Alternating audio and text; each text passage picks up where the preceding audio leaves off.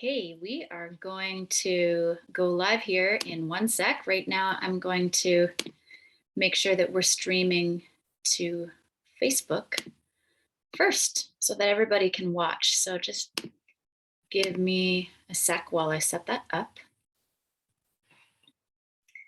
And in the meantime, let me know where you are joining from, if you saw this on my email list or if you're watching online.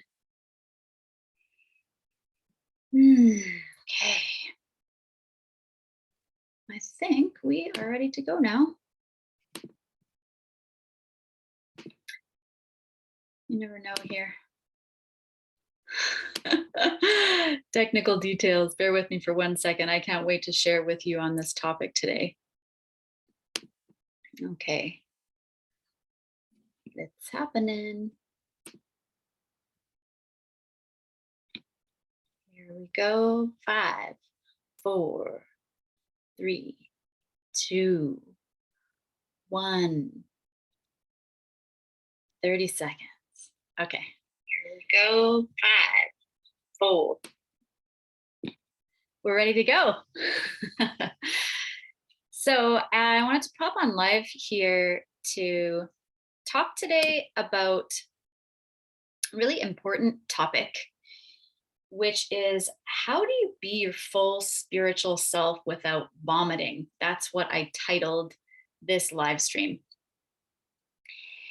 It stems from a conversation I had with a client, and man, I laughed when I heard that. You know, she's someone who wants to help people find more joy, deep joy and love, even in the darkest experiences that they go through. And she's noticing she's feeling more drawn to tune into the spiritual part of who she is in the process.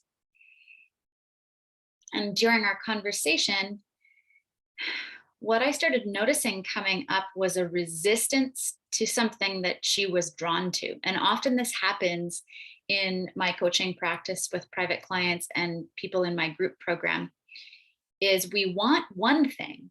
We want to become a more spiritual person, or we want to have more money, or we want to feel more deeply connected in our relationship with our spouse. But then there's something about that desire that we also at the same time resist. It's like an opposing goal that holds us back from moving towards what we really want and allowing it in our lives or allowing ourselves to change. And what usually comes up is a belief about, in this circumstance, who she would become or what she would have to sacrifice to be a spiritual person. And we are getting to the root of it right now. But you might want to ask yourself, if I want to be a business professional, or I want to be a respected person in society, can I not be my full self? Like, is there something bad that will happen if I am more open about the whole meal deal, the whole package of me, right? If you are watching this live stream, you already know that I'm a spiritual person. Not everyone that I work with is a spiritual person, but if we are to be able to be our most powerful selves and we're to have the most joy, the most energy, the greatest impact, the greatest contribution, the greatest influence, we're going to get there by being our full freaking selves, our full, beautiful selves. And so we need to figure out what holds us back from full expression of self. I don't believe the lie right now. If you're thinking that I can't be my full self around everyone, there's always a way to be your authentic self no matter what you're doing, whether it's in business and you're with a client or a customer, or you are attending a music concert, or you are at church, or you are with friends in the forest, you can be all of you all the time. And believe me, from experience, I've found that a very freeing way to live, very fun, and it's very attractive to other people and very inspiring to other people. So today I wanted to hop on and give you a tool to be able to navigate where you're at. If you can relate and you're feeling kind of like, well, if I become all of who I want to be and I let people see this bigger version of me and I let myself be known to the bigger population, then am I going to have to sacrifice respect in society? Am I going to have to sacrifice some relationships? Will I lose relationships? When you get to thinking that you have to sacrifice one thing for the other, you know you have just put your finger on a problem. Because I'll give you an example. This one has to do with money, but I used to believe that I couldn't be a spiritual person and a wealthy person at the same time. It just couldn't work that way. Spiritual people couldn't be wealthy people. And because I was thinking so limited, I couldn't make the money I wanted to make at the time. And it really sucked. It kept me stuck and it kept me in lack financially because I was like, okay, well, if I have to sacrifice one for the other, then that means that I am not going to give up my relationship with God. So I guess I'll just be satisfied with the money that I'm making right now, which was totally not enough. So, how can you be both or have both of the life you want to be living? Here's some questions that I have for you. And just give me a second to pull them up. They're going to help you understand where you might hold yourself back from being the person you want to be as a leader, as a business owner, creative business owner. Maybe you're a healthcare professional. You know that you're stuck in your thinking, your unconscious thinking, you don't even know you have a problem with, when you're not getting the results you want in your life. When you don't see the results in your bank account, in your relationships, in your professional life, in your wherever, it's because there's judgments, lies, or limited thinking that hasn't been pinpointed, addressed, and transformed. So right now we're going to do some mindset work. Here's some questions I want you to ask yourself to get more clear on maybe where there's judgments or negative assumptions, limited thinking to do with you giving yourself permission to be a more spiritual person, even when you're in a leadership role. So here's the first one. Make a list of 5 good things that have happened in the world because of spirituality or because of spiritual people. So right now, or after you finish listening to me, grab a pen and paper and follow this homework because it will give you so much clarity and help you change the way that you think about yourself and give yourself permission to change into the next level of who you are.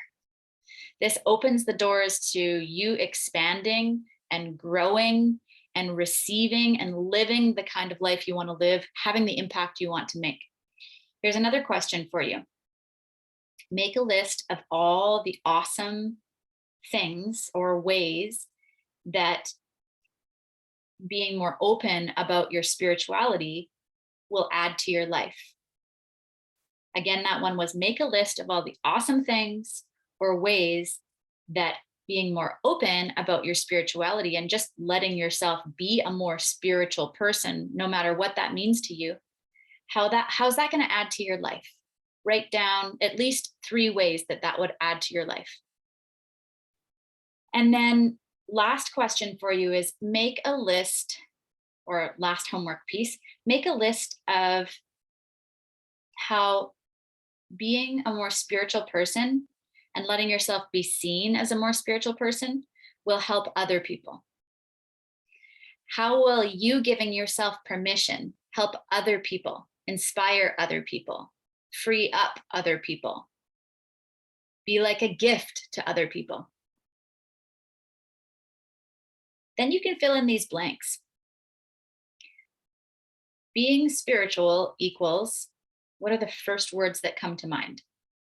Those will reveal likely some judgments, maybe even some positive statements could be mixed in there. And last action for you is, if I am a spiritual person, I will become, and then list any negative experiences or things that might happen to you if you let yourself be a more spiritual person. Back to my client, she was believing that she wouldn't be respected by her peers, and she's in an influential position. So how do you deal with that? If you have to sacrifice one for the other, you might choose to keep your respect, your self-respect, and respect from others, if you're assuming that your thinking is correct. Challenge your thinking. My friend, if you're watching this, challenge your thinking today. You can apply what I've been sharing with you to anything you're thinking small about. If you're thinking you can only have one or the other, and if you want to make the money or you want to make the big contribution, you have to sacrifice fun, or you have to sacrifice close relationships, or you have to sacrifice your health, because you can only have one or the other. Big crock of bleep, you know? Like my client said, the thought of becoming the spiritual person made her want to vomit. So we looked for the gold in the vomit during this session we're talking about.